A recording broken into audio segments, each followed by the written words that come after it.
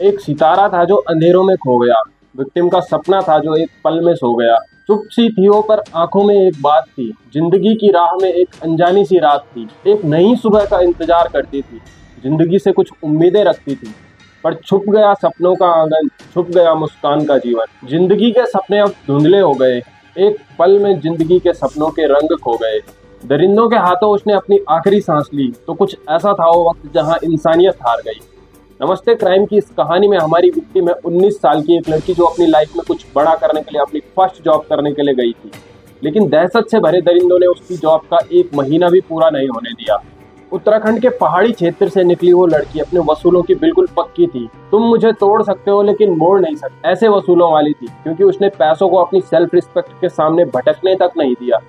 जब उसकी बेरहम मृत्यु की खबर उसके गरीब पिता को लगती है तो 3 पुलिस स्टेशन और एक रेवेन्यू पुलिस स्टेशन यानी पटवारी चौकी द्वारा उसकी रिपोर्ट दर्ज नहीं की जाती है। और उसके पिता की बस एक गलती थी कि वो गरीब था। उसके एक्यूज के पिता के बराबर जान पहचान नहीं थी। दोस्तों, इस कहानी में विक्टिम है 19 साल की एक लड़की जिसका नाम था अंकिता भंडारी। और मैं इस हत्याकांड की आपको पूरी डिटेल वाइज इंफॉर्मेशन देने वाला हूँ। और जो भी डिटेल्स मैं आपको दूंगा वो एकदम वेरीफाइड है। चार्जशीट, इंटरव्यूज, पोस्टमार्टम और न्यूज से ली गई है।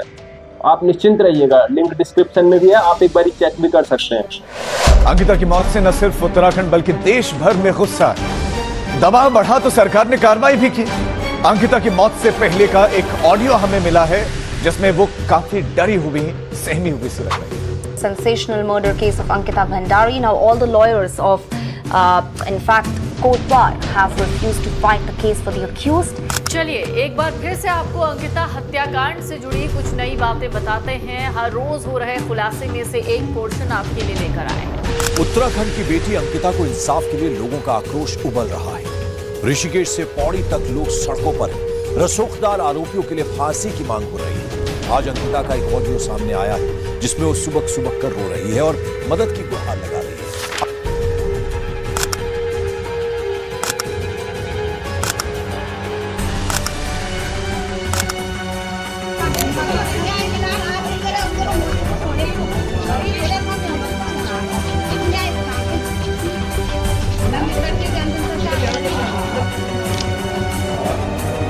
इन्फॉर्मेशन स्टेप वाइज शुरू से लास्ट तक है तो शुरुआत से शुरू करते हैं।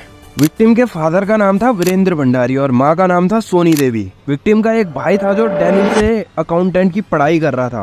विक्टिम ने Shri Ram institute of hotel management से 1 साल का HM का डिप्लोमा भी किया था। विक्टिम ने गांव के ही एक स्कूल से 12th पास किया था जिसमें उसके अंक 88% थे। विक्टिम का इंस्टाग्राम पे एक क्लोज फ्रेंड था जिसका नाम था पुष्पदीप और पुष्पदीप जम्मू का रहने वाला था। अभी अगस्त 2022 में लॉकडाउन के चलते विक्टिम के फादर की जॉब भी चली गई थी जिसके कारण उनके घर की स्थिति भी ठीक नहीं थी और इसी कारण विक्टिम को जॉब की भी काफी ज्यादा जरूरत थी। तो इंस्टाग्राम के फ्रेंड पुष्पदीप ने जॉब ढूंढने में विक्टिम की मदद की। पुष्पदीप ने ऑनलाइन जॉब ढूंढना शुरू किया। पुष्पदीप को एक क्लासिफाइड एडवर्टाइजमेंट दिखा जो कि ऋषिकेश से 12 किलोमीटर की दूरी पे स्थित एक रिजॉर्ट का था जिसका नाम था वनेंत्रा रिजॉर्ट और ये रिजॉर्ट पौड़ी जिले के गंगा भोगपुर गाँव में पड़ता था। तो उस टाइम पुष्पदीप ने वनेंत्रा रिजॉर्ट के ओनर पुलकित आर्य से विक्टिम के बारे में बात की थी। पुलकित आर्य ने हालांकि ये कहा था कि डायरेक्ट मुझे कैंडिडेट से बात करनी है और इसी के चलते विक्टिम अपने फादर के साथ 28 अगस्त 2022 को अपनी जिंदगी की पहली जॉब एज ए रिसेप्शनिस्ट करने के लिए रिजॉर्ट में आई थी। हालांकि विक्टिम के फादर ने वहां स्टे नहीं किया लेकिन काफी देर तक वहां रुके जरूर थे। इसी पर्टिकुलर डेट को विक्टिम के फादर की बात पुलकित आर्य से भी हुई थी। पुलकित ने विक्टिम के फादर से ये बात भी की थी कि उसके पिता की एक आयुर्वेदिक कैंडीज की फैक्ट्री है जहाँ की बहुत सारी लड़कियां जॉब करती है और जल्द ही विक्टिम के साथ भी एक लड़की को रिजॉर्ट में भी वो रखेगा। विक्टिम के फादर से उसने ये भी कहा था कि उसने सारे पुराने स्टाफ को निकाल दिया क्योंकि उनमें से एक चोरी करते हुए यहाँ पकड़ा गया था। विक्टिम के फादर इस बात को मान गए और उसी दिन रिजॉर्ट से वापस चले गए। पुलकित आर्य बीजेपी एक्स मिनिस्टर विनोद आर्य का बेटा था और उस पर्टिकुलर टाइम पे विनोद आर्य माइनॉरिटीज कमीशन का हेड था। ठीक 2 दिन बाद 30 सितंबर 2022 को विक्टिम के फादर ने एक बार फिर पुलकित आर्य को कॉल किया था। वो काफी चिंतित थे क्योंकि उनकी बेटी की ये पहली जॉब थी। विक्टिम के फादर ने पुलकित आर्य को ये पर्टिकुलर वर्ड्स भी बोले थे कि इसकी सुरक्षा की जिम्मेदारी आपकी रहेगी। विक्टिम को रिजॉर्ट में food plus accommodation plus 10,000 rupees monthly salary देने की बात भी की गई थी और 1 सितंबर 2022 को विक्टिम ने जॉब ज्वाइन करनी थी। विक्टिम की बात रोज उसके दोस्त पुष्पदीप और रोज उसकी माँ से होती थी। 16 सितंबर 2022 को विक्टिम की बात उसके भाई और उसकी मां से 34 मिनट की एक कॉन्फ्रेंस कॉल के थ्रू हुई। 17 सितंबर 2022 को विक्टिम की बात उसके क्लोज फ्रेंड पुष्पदीप से एक व्हाट्सएप चैट के थ्रू होती है।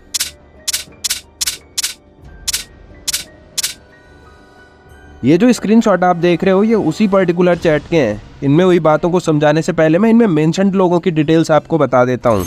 अंकित जो कि रिजॉर्ट का असिस्टेंट मैनेजर है, उसकी उम्र है 19 साल। सौरभ जो कि रिजॉर्ट का मैनेजर था और उम्र थी 40 साल। और सर जो इसमें मेंशन्ड है वो है ओनर पुलकित आर्या।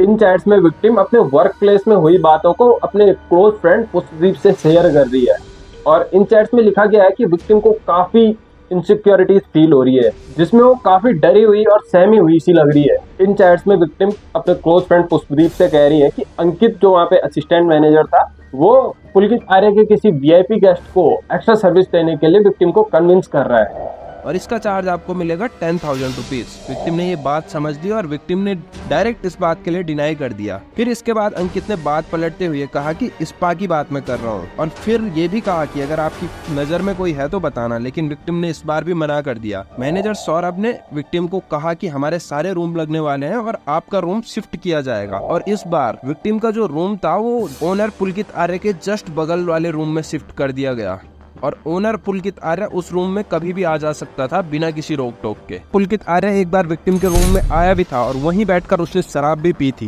विक्टिम के अनुसार उसने एक बार उसे टच करने के लिए उसे हक करने की भी कोशिश की थी। विक्टिम के साथ एक और इंसिडेंट भी हुआ था जब विक्टिम को एक गेस्ट ने भी शराब पी के टच करने की कोशिश की थी। उसने इसकी शिकायत जब पुलकित से की थी तो पुलकित ने विक्टिम का अपने हाथ से मुंह बंद करने की भी कोशिश की। इसी बीच का एक कॉल रिकॉर्डिंग भी प्राप्त हुआ है जिसमें होटल के एक स्टाफ से विक्टिम बात कर रही है। हेलो मैम, पहले बोल रहा हूँ क्या हो गया?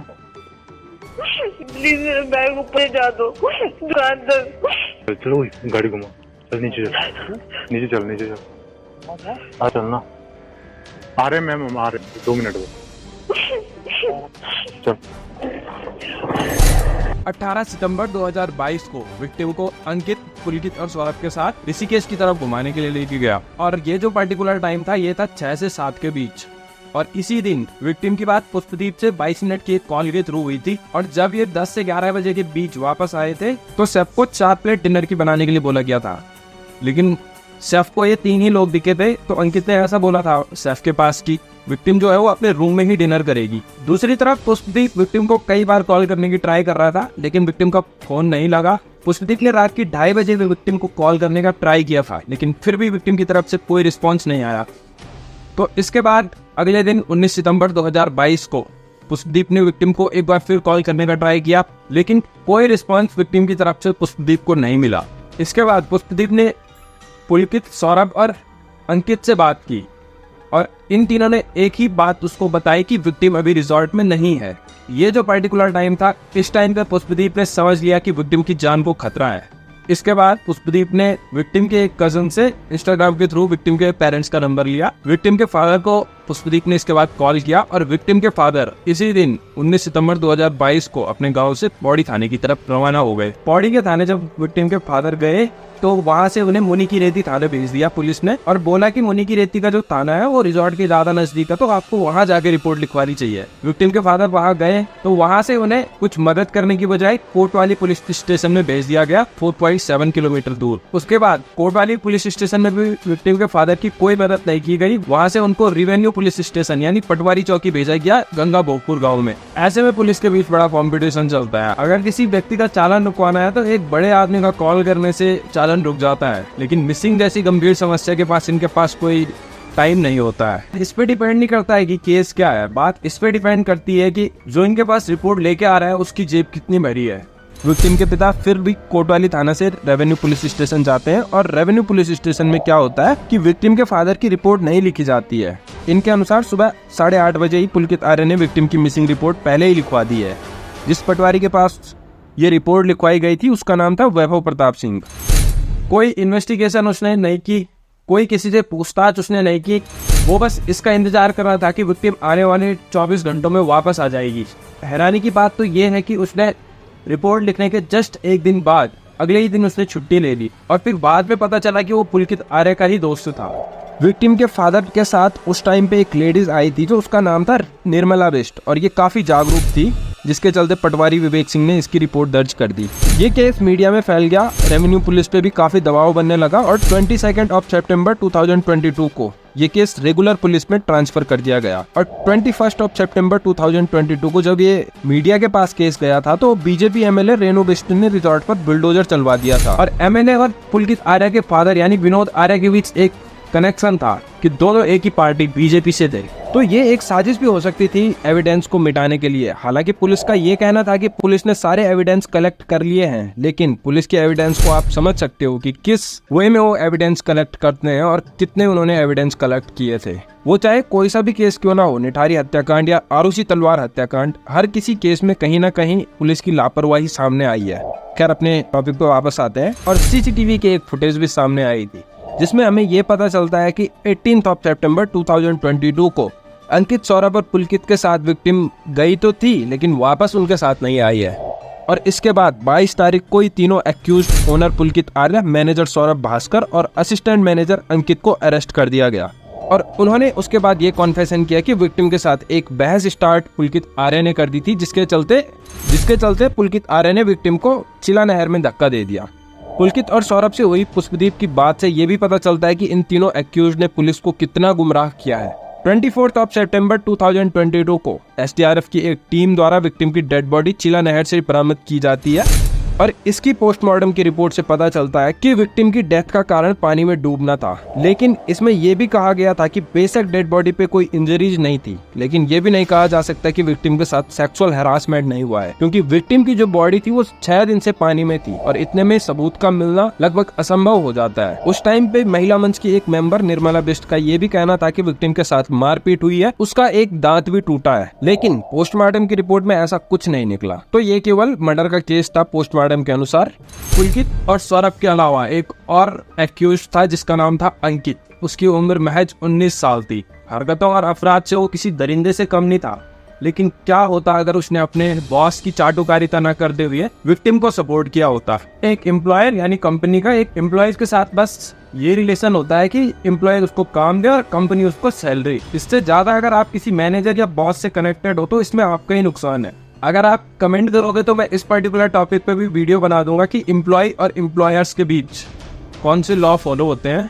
खैर अपने टॉपिक पे वापस आते हैं। विक्टिम की पुष्पदीप से हो रही बातों से ये पता चलता है कि विक्टिम पे काफी दबाव बनाया जा रहा था, विक्टिम की शराफत का यहाँ पे फायदा उठाया जा रहा था। लेकिन सवाल उठता है कि क्या होता अगर विक्टिम शरीफ नहीं होती, विक्टिम अगर इनोसेंट नहीं होती और विक्टिम उसी पर्टिकुलर टाइम पे जब उसको गलत कहा गया उसी टाइम पे वो कंप्लेन कर देती पुलिस से, तो बेशक उसकी जॉब चली जाती, लेकिन आज भी वो अपनी फैमिली के साथ रहती। स्पेशली फॉर गर्ल्स मेरी आपके लिए ये एडवाइस है कि अगर आपको कोई बैड टच करता है, कोई आपको स्टॉक करता है या कोई घूरता है तो उसके खिलाफ त्वरित मौका मिलते ही एक्शन लें। कई सिनेरियोज में ऐसा होता है। कोलकाता केस में जब डॉक्टर विक्टिम थी तो विक्टिम तो एक्यूज्ड ने दिन में भी उनको स्टॉक किया था, उनके साथ बहस भी की थी। अगर उसी पर्टिकुलर टाइम पे डॉक्टर एक्यूज्ड के खिलाफ एक्शन ले लेती तो उनके साथ जो हुआ उसकी संभावना कहीं ना कहीं थोड़ा कम होती। ऐसे सिनेरियोज में आपको ये नहीं समझना है कि ये मेरा कोई मैनेजर है या मेरा कोई ये दोस्त है। अगर कोई आपको घूरने जैसी, आपको स्टॉक करने जैसी या आपको टच करने जैसी घिनौनी हरकतें करता है तो आपको सब चीज भूल के त्वरित उसके खिलाफ एक्शन लेना चाहिए। घूरने वाले और बदतमीजी करने वाले अक्सर उन लड़कियों को टारगेट करते हैं जो थोड़ा कमजोर होती है, और ये घूरना और स्टॉक करना कब बैड टच में बदल जाता है इसका पता भी नहीं चलता है। ऐसे में आपको किसी के साथ कोई नरमी नहीं बरतनी है, आपको त्वरित एक्शन लेना है। आप प्रूफ कलेक्ट कर सकते हैं, सीसीटीवी की निगरानी में आ सकते हैं या किसी से फोटो क्लिक करवा सकते हैं, क्योंकि जो व्यक्ति आपके साथ ऐसा कर रहा है ये भी हो सकता है कि वो बाकी लड़कियों के साथ भी इस दरिंदगी को पेश करे। और ये जरूरी नहीं है कि आपके साथ जो बदतमीजी कर रहा है वो इस दरिंदगी को सिर्फ आपके सामने पेश करे, वो बाकी किसी और लड़कियों के सामने भी इस दरिंदगी को पेश कर सकता है। और आपका एक्शन लेना बाकी किसी और लड़की के साथ ऐसा होने से रोक सकता है।